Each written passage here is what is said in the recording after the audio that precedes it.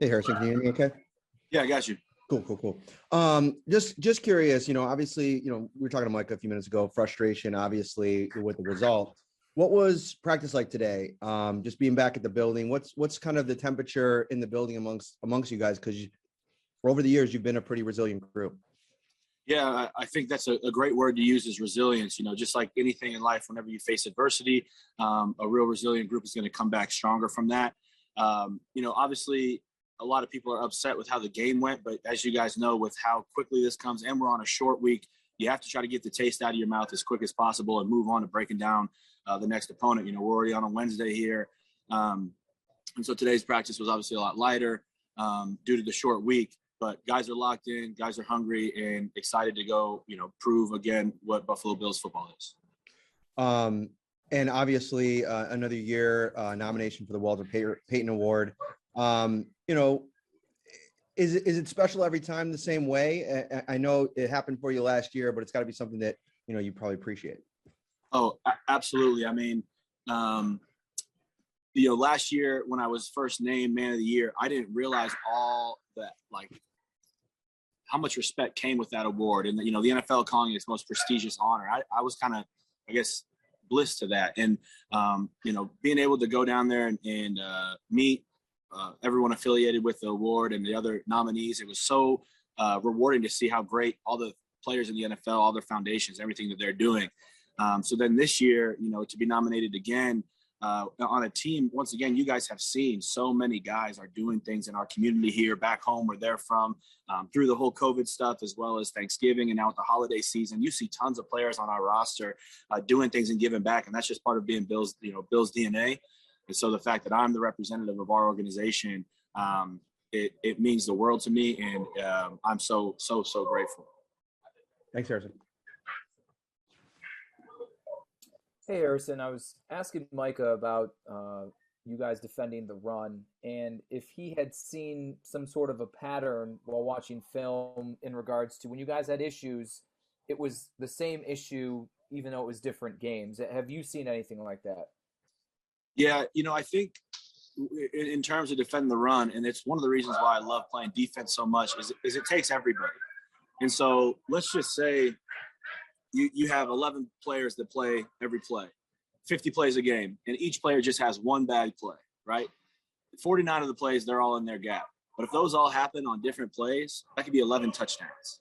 And so you all have to be in your gap every single time. And, obviously they kept running like a bounce G outside. And, maybe we didn't get somebody overlapping. Maybe somebody overran. Maybe somebody didn't hammer. So just like here and there, it's never one person. It's just, guy goes, makes a great play, and then the next time he wasn't in the same position, or vice versa. And that's what makes when you play in great defense, that's what makes it so fun, is because it's true team defense, and everyone can celebrate, because even though your backside sitting in, maybe in an A gap on a play that way, it can't bounce back to me. Or, if a linebacker sets the edge outside, or one of our corners bounce it, if it can't cut outside, maybe he's not making the play, but, it's a full team thing. And so, again, it's just tough that, they can capitalize on one guy having one bad play.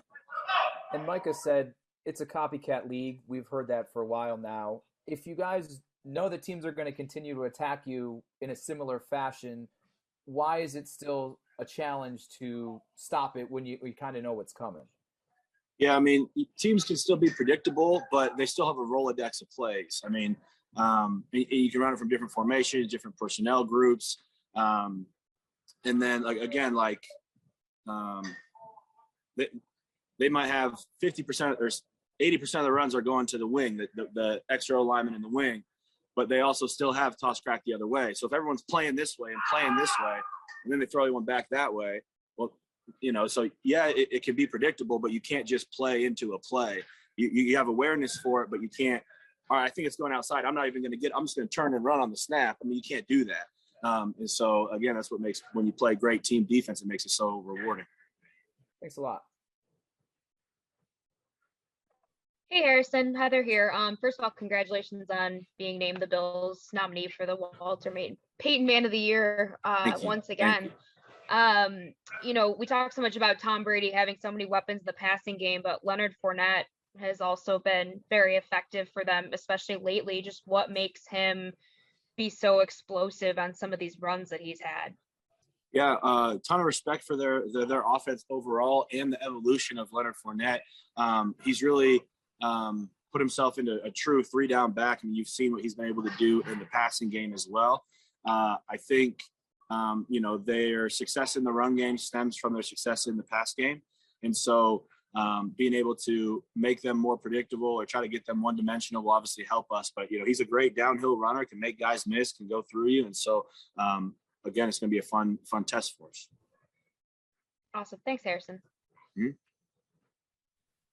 Hey, Harrison. Congrats on the Walter Payton Man of the Year nominee. I was curious when you mentioned getting to meet all the other nominees last year and talk to them. Did you take anything from that of like, oh, this is something cool a guy did that I want to try, or vice versa? Maybe guys were picking your brain about your work? Yeah, actually, that's really cool. And that's why, again, I'm glad you brought that up. It was so cool to go down there. And we didn't even have everybody because of COVID. So it was limited. So this year, I'm even looking more forward to it. But so I know with what I did last year for some of the donations of meals to hospital workers and frontline workers, our police and fire department, I saw a couple of my buddies that I met down there doing that in their communities now. And reversely, this year, we haven't announced it fully, but in Omaha next week, I'm doing my first shopping spree. So we have 100 kids with developmental differences and special needs we're going to go to Walmart, and they get, $100 each to go shop and pick out any holiday present they want. And then on the way out, they get a voucher to a holiday light show that you get to go drive through and see all these holiday lights. And so that was inspired by hearing a lot of those guys do things around the holidays. And so I'll be doing that here in Buffalo. I believe in January. I have my holiday party next week here at the Powerhouse District, about 300-400 people for a holiday party here. So it's awesome to bounce those ideas off of people who also want to give in their communities. Gotcha. That's awesome. And then to follow up on kind of what John was asking about, when you look back at Monday and you mentioned how some of the fun, but also frustration in a defense is that if one thing goes wrong, it can end up in, the other team capitalizing. Did you feel Monday was mostly execution, or were there other schematic things that you guys are kind of relooking at now? It's a good question. I don't know if I could really answer that fairly. Obviously, after every game, we're going to go back and dissect everything that we've, all the good and all the bad. We have to figure it out and learn from our mistakes. And I think they forced a lot of missed tackles. So even when guys were in position, sometimes we didn't finish the play. And so those missed opportunities can add up over games. And then, just knowing some of the things that we've already talked about on this phone call, but knowing that, if I have 10 good plays in a row, I can't take the 11th one off, because that's going to be the one time that they test my gap or test his gap or try to break to the edge. So having all 11 guys on the defense doing their job, it's a tough task every single play. Thank you. Hey, Harrison, also congrats on the Walter Payton Award again. And I understand what you talk about when you guys get together. It's kind of like networking and sharing ideas, but still, how does it feel to have other guys in the league who are nominated for this award because of how good a human being they are, using you as an example for things they can do? Yeah, I mean, that just is kind of this whole league, and you respect. You even see that on the field. I've after games talked to some of the defensive tackles who are performing at all pro status, and they'll come up to me and say, "Hey, I like the way you do this in your game, and I've tried to implement it in mine," and vice versa. Our defensive linemen or whatever going up to players after games and saying, "Hey, I like the way you do this. I've been watching you on film." So the same way we model our games after each other or respect each other on the field, I still see that same stuff on social media or when I talk to them, what they're doing off the field. And it's really cool. And like I said, it's, when you kind of look down, I always feel like, I'm impacting these families that I'm working with right now, but with the power of social media, how that spreads. And when you guys write amazing articles on the work that our players are doing here, that catches on nationally. And all of a sudden they're showing our foundations on Monday night games and primetime games into the playoffs. And the reach is amazing. I know last year, I think against Baltimore, that however many millions of people were watching, they did a segment and showed all the kids that I work with. And so to this day, my playmakers get to see themselves on national TV with millions of people watching them on TV. It was so cool, and they love it to death. And so, it's great. And then I want to ask, you talk about the evolution of Leonard Fournette. How impressed are you with what he's been able to do, not only evolving, but in such a short time? I mean, he's a whole different guy than the guy you saw in Jacksonville your rookie season. Yeah. Well, yeah, it goes to show his maturity, and it goes to show the leadership in the team that he's on. Obviously Tom Brady has done a fantastic job with many players in his career, mentoring or evolving their game to fit the scheme and the team best. And so, yeah, I mean, most respect to them. And, I think that's a huge leap that someone made, not late in their career, but, a little bit later down. And so he's going to be a better player for that. Thanks, Harrison. Appreciate it. Harrison, John Morrow with the Associated Press. Well done on the work you do in giving back to the community. You mentioned it earlier on, Buffalo Bills football.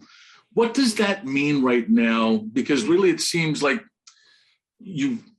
is this team playing up to Buffalo Bills football standards? Because it seems that the team seems to be searching for some type of an identity still at this late of a juncture in the season.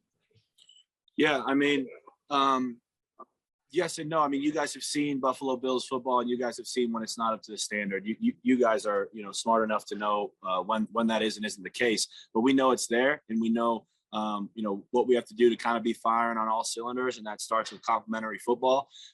We have trust in one another, and obviously, when anything goes wrong and you try and look for things to change, you start with yourself. And then you start with your position group, then your side of the ball, and then you look to the other side of the ball. And, all of us still trust one another. On a third down play, when our offense is out on the field, I'm still sitting on the bench with my helmet beside me. I'm not putting my helmet on and buckling up because I think we're going to go punt. I trust that they're going to go get that third down. That's just the trust I have in them. And, vice versa. When we're on third down on defense, I see our offense getting ready to go take the field because they trust that we're going to get a 3 and out, or, we're going to get off the field. And so, that's still part of us. And our identity has been, I think that identity of a football team does ebb and flow as the season goes, taking the ball away, scoring a bunch of points, being stout in defense. I think that the resilience of our team can change the identity of our team as the season goes on. And just the last thing, it's about Tom Brady. Maybe you guys thought you were finally rid of him, but is it maybe fate or poetry that, the biggest game, which is always the next one, but you're at the crossroads of a season here, and Tom Brady's there standing in your way? Yeah, I love playing against Tom Brady. I really do. I think that it's incredible to, have a chance to go against somebody who's that amazing of a football player and the things that he's done in his career. And so, I'm excited that this is the opponent that we're facing this week. We approach it the same week that we always have.